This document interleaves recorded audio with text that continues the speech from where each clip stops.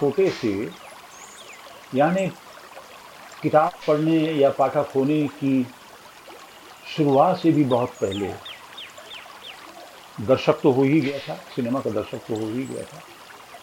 और वैसे भी इस संसार में आने के बाद में आपकी उपस्थिति एक दर्शक के रूप में ही होती है, जो सुनने और देखने का ही काम करता है और अपने होने को बनाने की कोशिश करता है।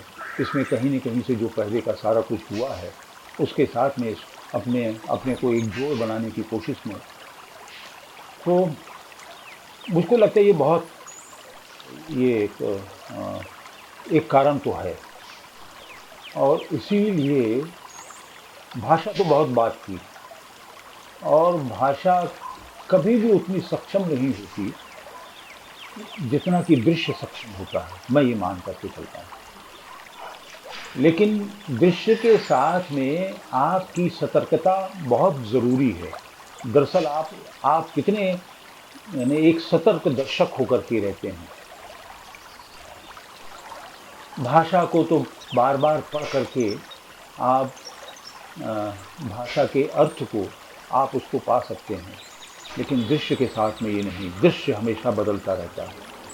दृश्य को समेटने के लिए वैसा मन बनाना बहुत ज़रूरी है कि आप जिसको देखें उसको संजो करके रख लें। और इसमें आपकी कल्पना बहुत ज़रूरी है। आपकी कल्पना की ताकत बहुत ज़रूरी है। जितने काल्पनिक दृश्य आपके सामने उपस्थित होंगे, उतने काल्पनिक रूप से शाश्वत रूप में आपके अंदर वो अंकित भी होंगे। तो मैं ये मान करके चलता हूँ कि सबसे अच्छा दर्शक होना बहुत ज़रूरी है। और संभवतः मेरा ख्याल है ये कारण है कि अनुभव के लिहाज से तो मैं सबसे पहले दर्शक ही हूँ।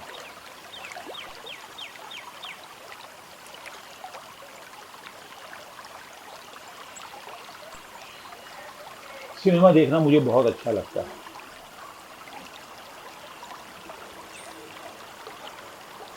और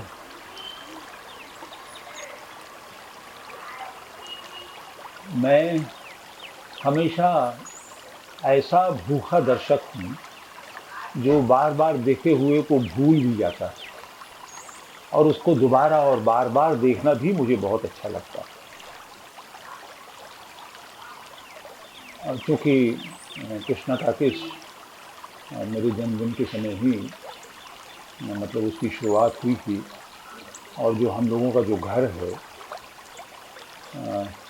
उसका जो पता होता था वो सिनेमा लाइन ही होता था। बाद में वहाँ श्री राम टाकीज़ एक और खुल गई थी। मैं उस ज़माने को याद करता था कि जो गाने मुझे बहुत अच्छे लगते थे, जो डायलॉग मुझे बहुत अच्छे लगते थे। गर्मियों के दिनों में हम जब बाहर सोया करते थे, तो कृष्णा टाकीज़ के सामने के जो डायलॉग हैं, वो आवाज़ हम लोगों को सुनाई देती थी।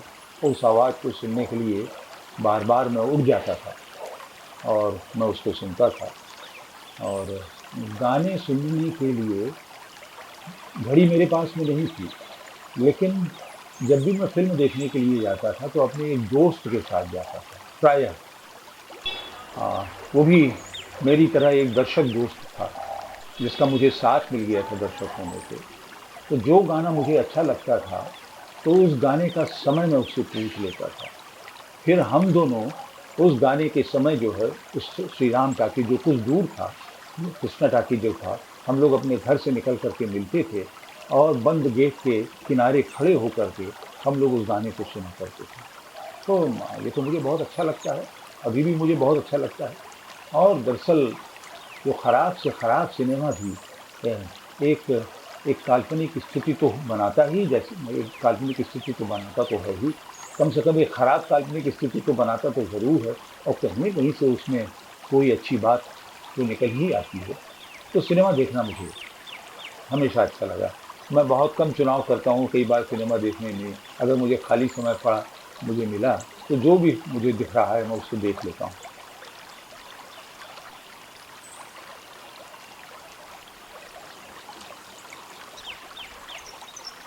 हाँ, लेकिन अब तो थिएटर में जाकर के देखना मुश्किल हो गया है, लेकिन मैं देख लेता हूँ।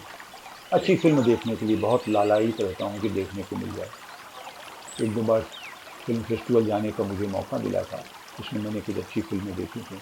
दोबारा मुझे और ऐसा मौका मिल जाता तो मुझे बहुत अच्छा लगता, लेकिन मौका मिला नहीं।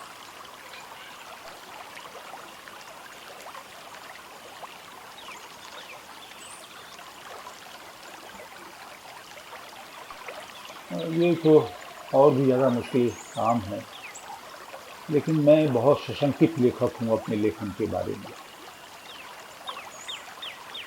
और मुझे लगता है कि लिखे हुए को बार-बार लिखा जा सकता है। इस तरह की पूरी संभावना के साथ में एक ऐसी स्थिति ज़रूर बनती है, जब ये लगता है कि अब बहुत हो चुका। लेकिन बहुत हो चुका, इसको लिखते हुए बहुत हो चुका, अब इसको समाप्त मान लेना चाहिए। लेकिन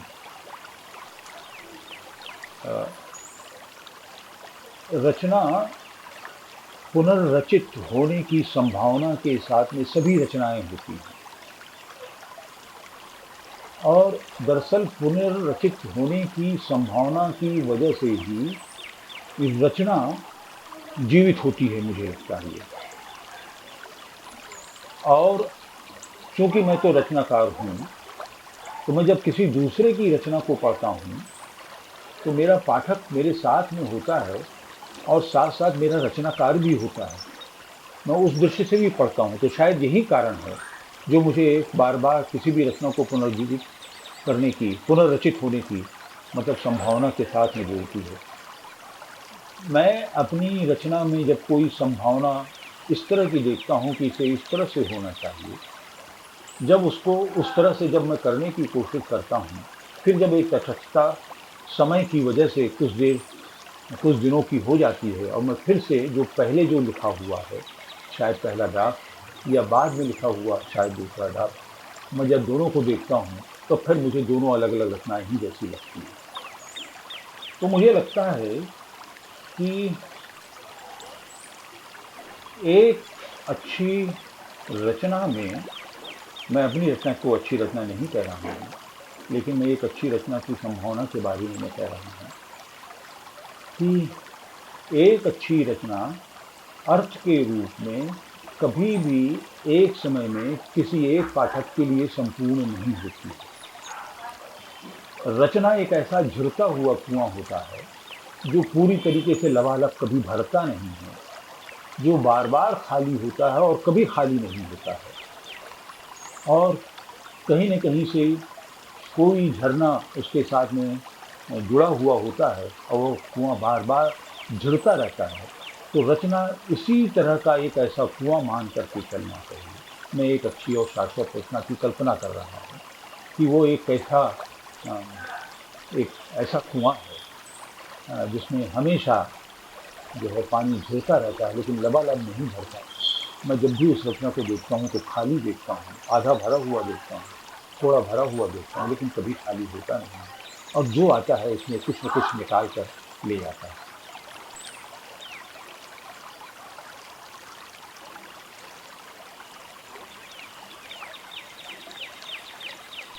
अ, ज़िंदगी को एक-एक दिन जीना, एक-एक दिन की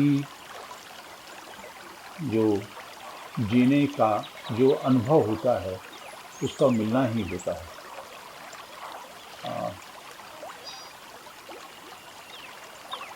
अगर कोई मुझसे ये कहे कि मुझे कोई दूसरा जीवन मिल जाए, तो मैं कभी भी दूसरे जीवन के बारे में नहीं सोचूँगा। अगर कहीं मैं सोचूँगा भी कोई दूसरा जीवन मिल जाए, तो इसी जीवन का कोई सिलसिला मिल जाए मुझे, जो समाप्त होता हुआ सिलसिला है, कुछ आगे बढ़ जाए। लेकिन मैं इन सारे अनुभवों को समेट करके अपने पास में रखना चाहता हूँ। मैं ऐसी ज़िंदगी की शुरुआत नहीं करना चाहता, जो अनुभव जो मुझे मिला है, वो मेरे लिए बहुत कीमती अनुभव है। मैंने ज़िंदगी को बावजूद इसके कि आधे-अधूरे ही जिया है। लेकिन हर आधे अधूरे के बाद में मैंने हर बार इस बात की कोशिश की है कि कुछ नया भी शुरू किया है। तो यद्यपि बहुत सी चीज़ें तो पूरी नहीं होती हैं, मेरा ख़्याल है कि अगर कहीं नौकरी के उस अनुभव को देखें, वो एक तो अनुभव तो था ही, सेवानिवृत्त होने का भी तो अनुभव होता है कि आप कहीं किसी उस तरीके से बंधे हुए तो नहीं हैं। सेवानिवृत्त होते ही एक बार भी रचना के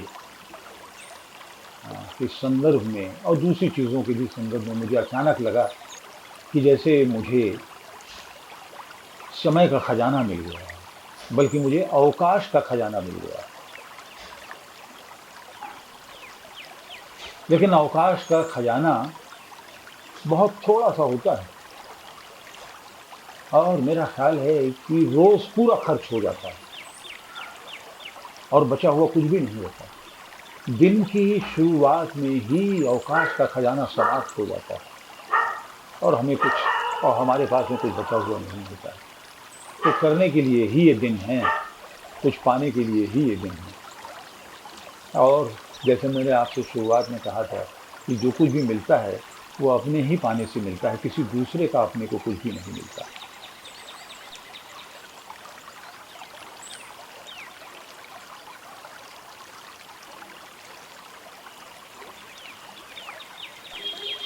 मुश्किल तो है, बावजूद इसके कि मैं शिक्षक था, कॉलेज में पढ़ाता था, लेकिन मुझे नौकरशाही का पूरा-पूरा अनुभव हुआ है।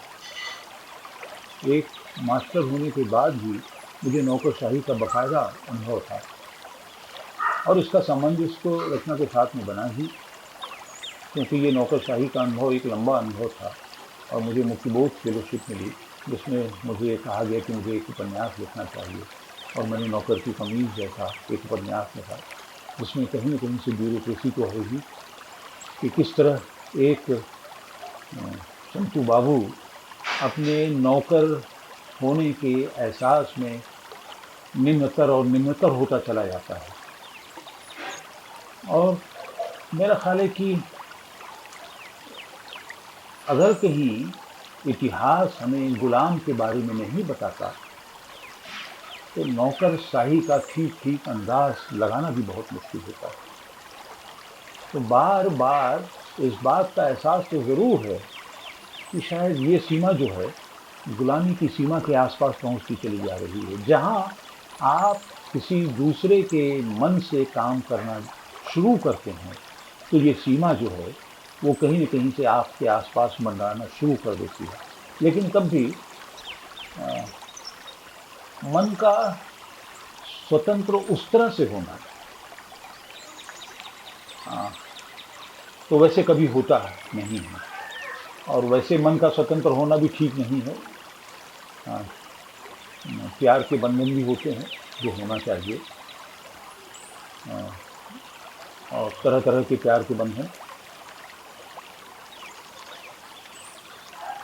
तो ये बंधन तो हैं, ये तो रहते ही हैं, लेकिन इस तरह के जो बंधन जो होते हैं, वो आपको और स्वतंत्र होने का अनुभव भी कराते हैं।